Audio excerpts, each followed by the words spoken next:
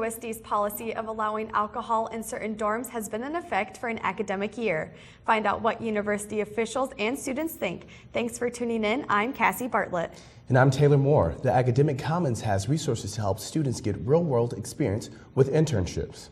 Plus, the women's softball team swept the Jacks over the weekend. Those stories are coming up, but first the headlines with Joanne Doom. Thanks, Cassie. Dylan Quick of Cypress, Texas has been charged with aggravated assault after going on a stabbing rampage at Lone Star Community College. Yesterday, Quick used a razor-like knife to wound 14 students. Several students subdued Quick and held him until police arrived to arrest him. 2 of the wounded students are in critical condition. And the mailman will still deliver on Saturdays. Plans for the U.S. Postal Service to stop Saturday deliveries has been delayed. The service was going to end Saturday deliveries starting on August 5th. However, a law passed last month by Congress doesn't allow the postal schedule to be changed.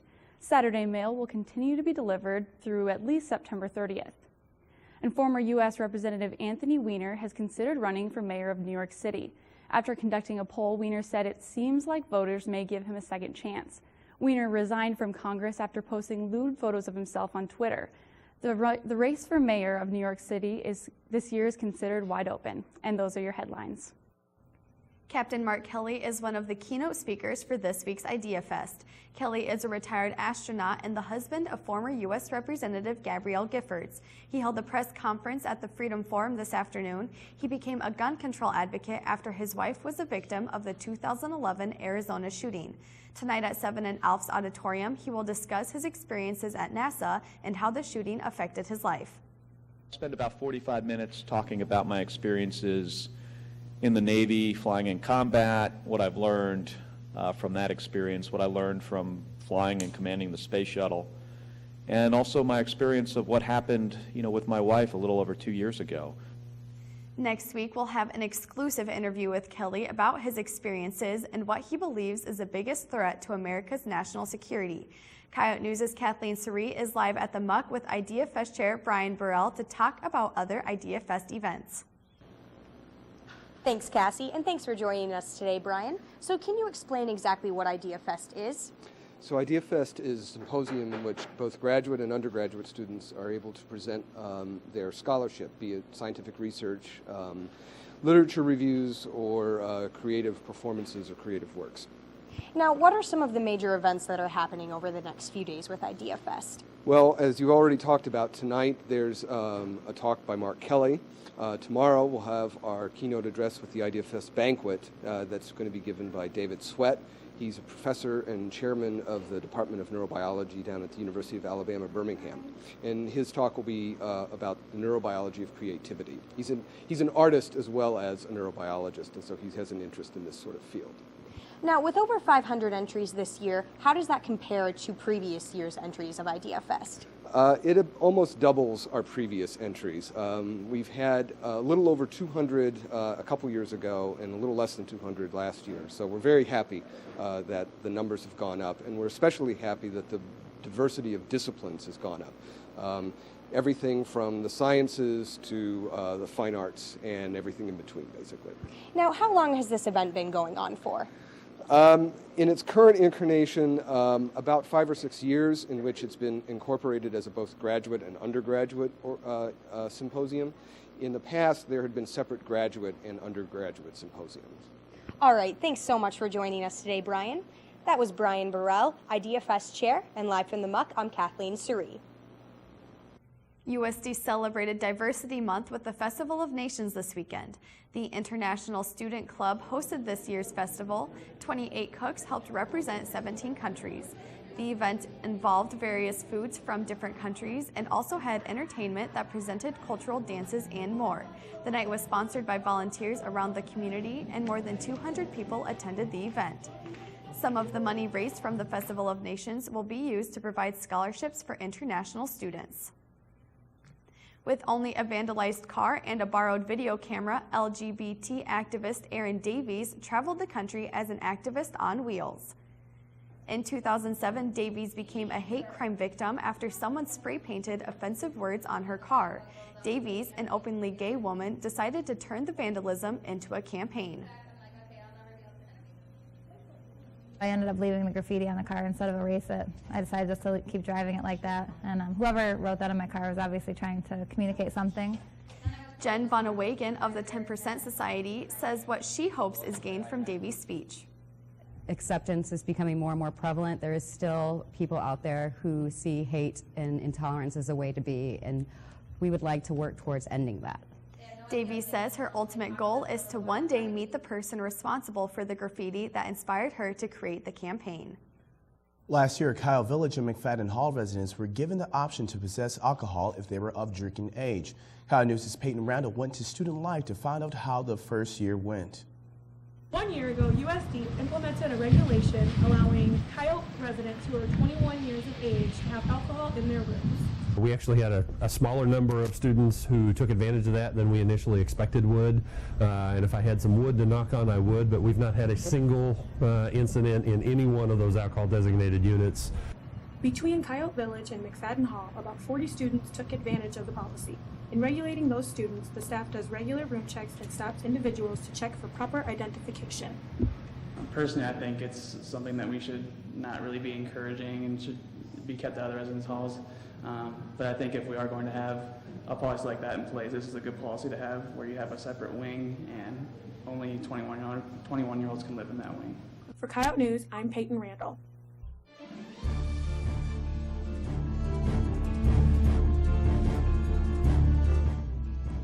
With Pixar announcing the sequel to its popular movie Finding Nemo, Finding Dory, it got me thinking about movie sequels. Some people love sequels and some people loathe sequels. Most of the time they're hit or miss. Let's take a look at The Hangover. Many people loved the first one, then the second one came out. The second one was basically the same plot line, except that it took place in a different country. Great news! The third and supposedly the last movie of the Hangover series comes out this summer. Then there's the Final Destination movies.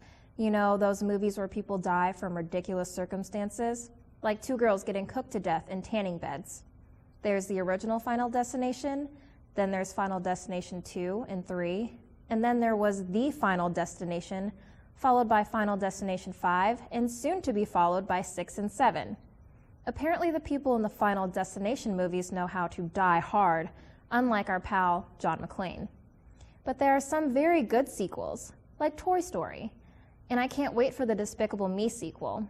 I'm also equally excited for Finding Dory, because I loved Finding Nemo so much, as well as the character Dory. At least Pixar knows how to do sequels right. For Coyote Blog, I'm Angelica Brackens. The College of Fine Arts will announce the 2013 recipient of the Knutson Distinguished Professor Award in May. In preparation for the announcement, last year's recipient, Dave Moskowitz, presented a lecture on the life of Jimi Hendrix. Moskowitz talked about how Hendrix's life experiences are visible in his lyrics. Jimi Hendrix is not just an American singer-songwriter, he's also a part of the American fabric. He's a cultural icon, he's generally heralded as the best guitar player who's ever lived, and he moved music forward by leaps and bounds in a very short period of time. Students heard about Hendrix's early life, his rise to fame, and his death at the age of 27. If you missed out on the lecture, Moskowitz's book, The Words and Music of Jimi Hendrix, is available for purchase on Amazon. It's no secret that enrollment has risen the past few years at USD. But what does admissions do to bring all these students to campus? Kelly Stewart has the answer on this week's Yote Report. The academic year is in its final stretch. Graduation at USD is less than a month away, and many high schools around the area are wrapping up their year very soon as well. Various future Coyotes will be that much closer to setting foot on the campus of USD as an official student. However, the task of actually choosing a college can be difficult. This week on the Yote Report, I take a look at the various ways USD's Office of Admissions attracts students to campus. We've all seen them. The brochures, the letters, the handouts, they flooded most of our mailboxes towards the end of high school, and they continue to do that to high school upperclassmen today. However, Nick Cerny of the USD Admissions Office says there are a plethora of other ways to recruit students to Vermilion.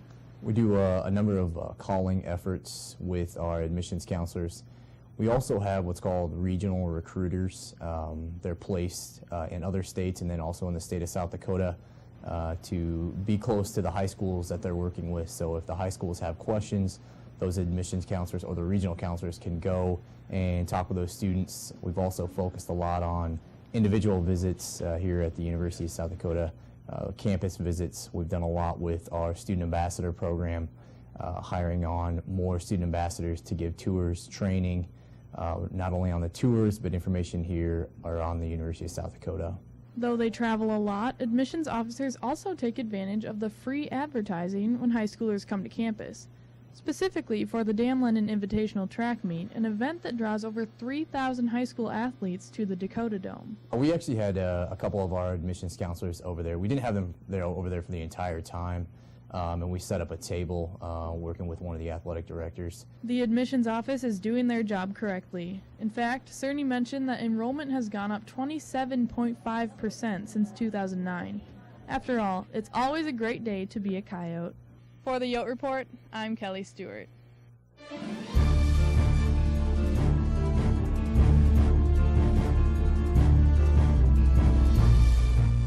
To break up the everyday grind of classes, the USD Improv Club creates a time for students to have fun and let loose. We do improv comedy, which is like a variation of like team building and just funny things, and they're really random. It's about randomness, bringing people together, and teamwork. Oh, you please get away from me. But we were together in Russia. I'm just waiting for the bus. With no script, the members have a chance to break away from their normal schedules. You don't know what you're getting into until you're already in it, and it's a lot of fun to just make everything up. The club doesn't just give students a break, it also allows them to improve their social skills by meeting new people. I mean, it helps when you talk to people in everyday life, because this is the place you come to be goofy and like get it all out and just be somebody else. I think it's a good experience for that. The Improv Club meets once a week on the second floor of the Muck. The spring semester is down to its final month, and while many students will go home for the summer, some will take advantage of internships. Coyote News' Anna Burleson takes a look at the benefits of getting a summer internship. Most students at USD work odd jobs to get through college, but some get internships. These jobs, paid or unpaid, can help them gain valuable experience in their field of study. These can be found at the Academic Commons. We're in a very competitive marketplace right now. With the recent downturn in the economy, students have to be marketable right out of college. Internships can teach students many things. I think the biggest lesson was the networking. There's so many people you meet, from the lobbyists to the legislators, to everybody that runs our state. Other political science majors have benefited too. The first one, I was working in Washington for Congresswoman Kristi Noem, and it was a month and a half internship experience, and it was the first taste I'd had of everything that I'd been studying in my political science classes. It was the first taste I'd had into how that's actually applied. Internships are useful in opening doors to other jobs. Because of my internship with Representative Noem, I was offered another internship out in Washington for the House Committee on Ways and Means. An internship, can help you find a job that you want to do for the rest of your life, but it can also help you find your first job. It can also help you find what you don't want to do. Students interested in internships should start applying as soon as possible. Some companies offer fall and spring internships as well. For Coyote News, I'm Anna Burleson. The Center for Disability Service just appointed a new executive director. Courtney Sterrett is live in the Muck with Director Arnetta Fox to talk about what's new with disability services. Thanks, Taylor, and thank you, Arnetta, for being with me You're today. welcome. Can you tell us about the events that the Disability Services has provided for the school? Sure. We were very fortunate this past month that the stars kind of aligned, and we had 3 very important events on campus. First was Handicap This, which was a touring group from out of state who came in to talk about stereotypes concerning individuals with disabilities. The second event was Catch the Wave, which we do annually. That's a one-day event for students with disabilities at the high school level to come to campus and get to know campus and to see what it's like to be a college student, hopefully encourage some of them to pursue post-secondary education. And the third event was Bill Deering, our motivational speaker who came in, spoke the evening of Catch the Wave and also at Catch the Wave. For next year, are you planning on bringing in more speakers or other events, or are you going to keep the same ones? We will probably have different speakers, but we will probably have different speakers in around our Catch the Wave event, which usually occurs in the end of March or the first part of April. All right, thank you, Ernetta, for being with me today. You're welcome. That was Ernetta Fox, Director of Disability Services, and I'm Courtney Starrett, live in the muck.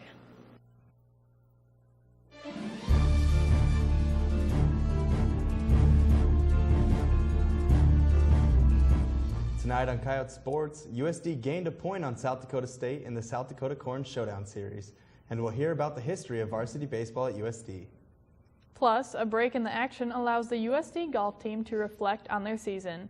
But first, the headlines with Jillian Doom. Thanks, Kelly. Washington Redskins quarterback Robert Griffin III not only ended the year with the best-selling jersey in the league, but he had more jerseys sold in the NFL fiscal year than any jersey in league history. Denver Broncos quarterback Peyton Manning came in second in jersey sales this year, and now retired Ray Lewis came in third. Tiger Woods will begin his quest for his 5th Masters tournament tomorrow. Woods hasn't won the Masters since 2005 when he defeated Chris DeMarco in a sudden death playoff. Woods has played in the Masters since he was 19 and hasn't missed the cut as a pro. He returned to the number 1 in the world 2 weeks ago after winning the Arnold Palmer Invitational. Woods, now 37, says he has a lot of good years ahead of him. And Los Angeles Lakers ace Jared Weaver was placed on the 15-day disabled list yesterday with a fractured elbow in his non-throwing arm. The Angels said Weaver is expected to miss at least 4 weeks. He suffered the injury Sunday against the Rangers, dodging a line drive off the bat of Mitch Moreland. And those are your sports headlines. The USD softball team hosted SDSU this weekend and walked away with a 3-game sweep. The Yotes took the first game 7-6 after a walk-off RBI single by Allie Daly. They won the second and third games 16-15 and 7-1, respectively. Daly had 11 RBIs in the series and was named Summit League Player of the Week. The Coyotes received 1 point in the South Dakota Corn Showdown Series, which SDSU leads 9-7, with just 5 athletic events remaining. The Yotes will put their 8-1 conference record on the line at home against Fort Wayne this weekend. Varsity baseball has had a tough time catching on at USD. Coyote News' Rob Nielsen explores the history and the future of USD's baseball program. The university took the lead in the first inning and maintained it to the end of the 5th, when the score stood 15-11. The scale now turned against us, and at the close of the 9th inning, the score stood Yankton 26, University 16.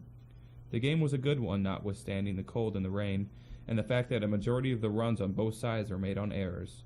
The Volant, June 1887. A baseball game during a field day 126 years ago almost perfectly embodies the many highs and pitfalls the sport would see at USD.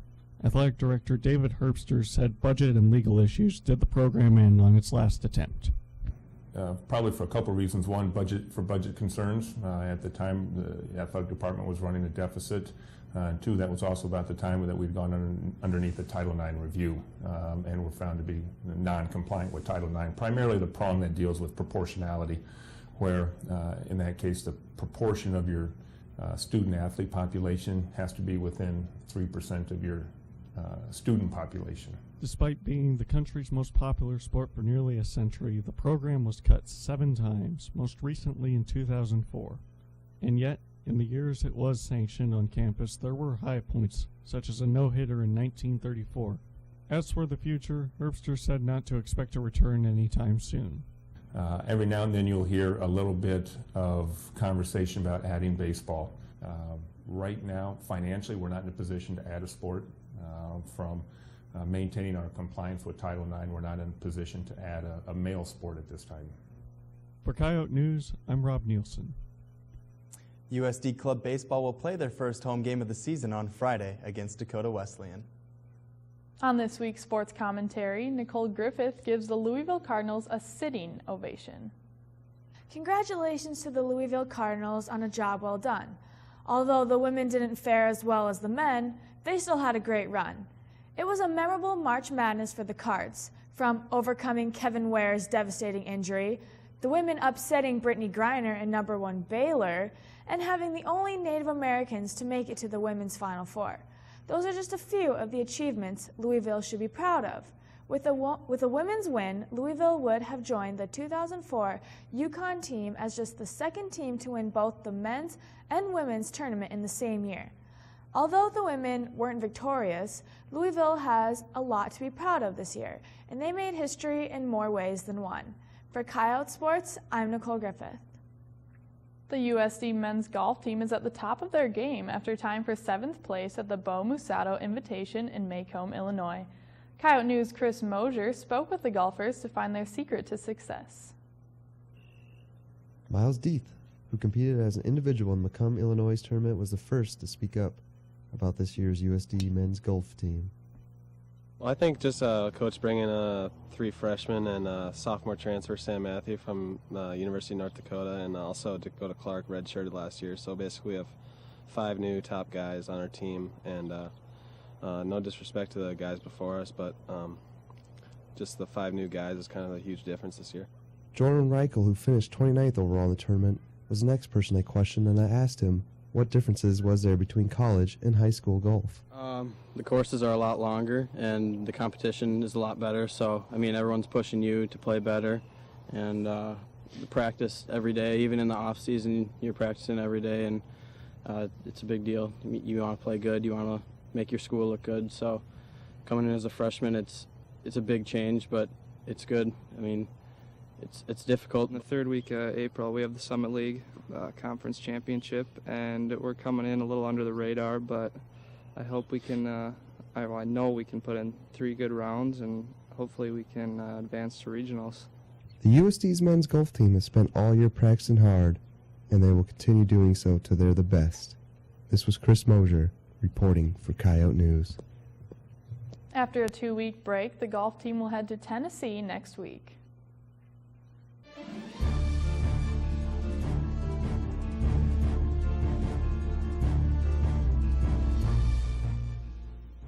North Korean leader Kim Jong-un has put the world on edge with threats of nuclear warfare. So on this week's commentary, Nina Larson came up with a list of necessities for your nuclear fallout shelters.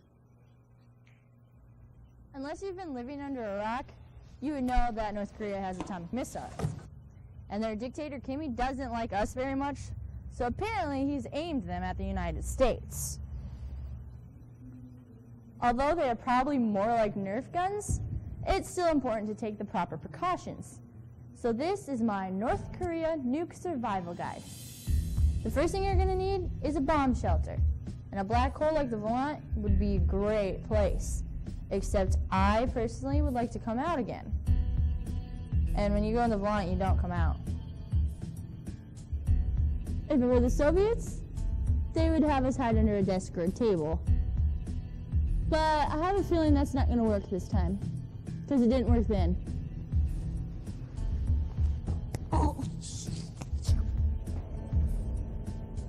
New Hawk's basement looks like an old bomb shelter, so this will probably do. Once you've got the bomb shelter, you're going to need to stock it with provisions. You're going to need communication supplies and a flashlight. And utilize that buddy system. You never know how long you're going to be in shelter. Now you just sit back and wait for the attack. Rock, paper, scissors, shoot! Anytime now, Kimmy Jong-un, dude. I was really hoping this would get me out of finals week. Screw this. I'm waiting at Carrie's. Up with campus news, USD students have the option to read the Volant, listen to KAOR radio, or watch Coyote News. On this week's Out and About, we asked students how USD student media could improve. I would say incentives would really help out like Coyote News and the Volant and whatnot. For myself, I think if there was more like current news other than just what's going on in the university, that would draw me to read more of the Volant. I think they should put up billboards. Could do more advertising around the buck and more stuff with social networking. I think pictures with more attention grabbing, like pictures on them would actually grab people's attention, like on the front page and stuff. Maybe more colors or more bigger headlines. Things like that could probably get our attention. Maybe put more advertisement in social media or around campus. They should make their shows more funny. Probably more. I've never heard of them, so probably more advertising, I guess, kind of thing. Because, I mean, I see the newspapers, but I didn't even know there was a news channel. I don't know. I would say, more advertisement, more flyers in the muck or in the lib, and more advertisement just around the campus. And probably put more stuff on Facebook. A new issue of the Volant hit newsstands today. Pick up a copy to read about the city of Vermilion's new ordinance that prohibits texting and driving. You can also read about the effects of USD's Arabic program being shut down. Those stories can also be found at volantonline.com. An online movement titled Bad Picture Monday is gaining popularity. Bay Area activist Sonia Renee Taylor, founder of a body empowerment movement, stopped herself one day when she was untagging an unflattering picture of herself on Facebook. Instead of being ashamed of bad photos, she said people should believe they look beautiful no matter what the circumstance. The movement has become viral on many college campuses, and maybe USD will follow suit.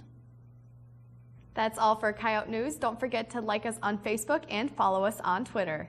Thanks for watching, and have a great night. We'll be back next Wednesday.